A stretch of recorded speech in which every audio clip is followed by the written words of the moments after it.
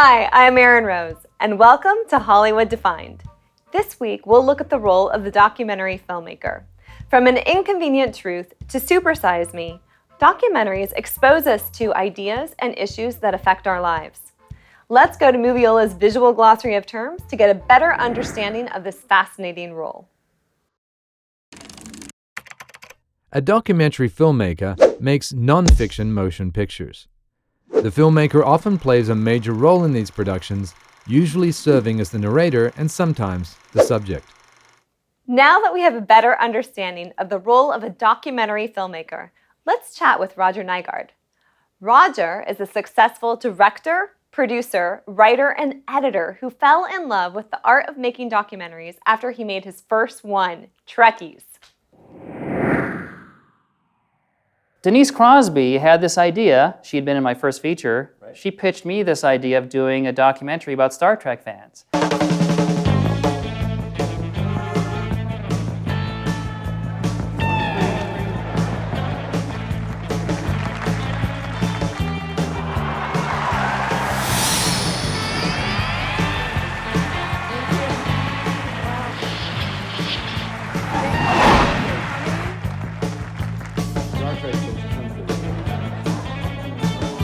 And my first reaction was, I can't believe no one's done that yet. Are you sure? It's so obvious. I mean, of course.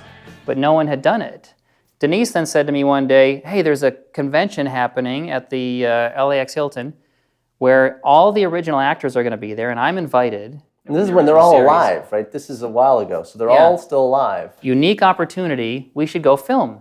So I said, I'll direct this first weekend. I'll just step in and do it. I didn't really...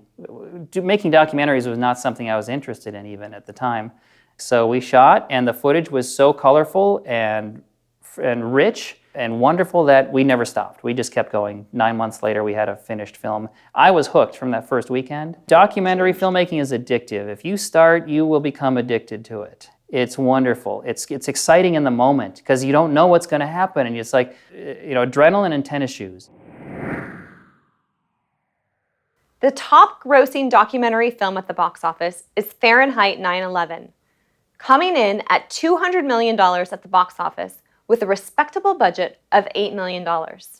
So once you finish your film, you want people to see it. Mike Leahy asked Roger Nygard about getting distribution, and here are some tips that he had for us. Watch this.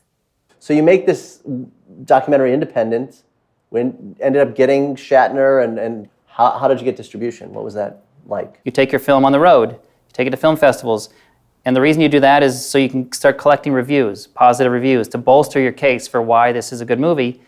And a distributor picks up a movie because they can understand, they can see how they're going to market it.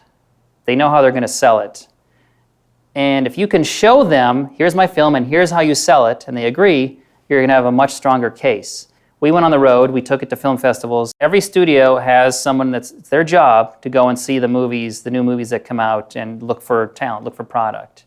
So yeah, you want to fill up your audience with people that are going to love the film so that there'll be a lot of warm energy for the movie, and they will experience that in person. Now, it's much harder to get people to go to screenings. They just want DVDs or a link. Well, it's time to wrap up this week's episode. For more of the interview with Roger, for more visual glossary of terms, and for other learning tools, please visit Moviola.com. Thanks for tuning in, and we'll see you next week when we define another Hollywood role.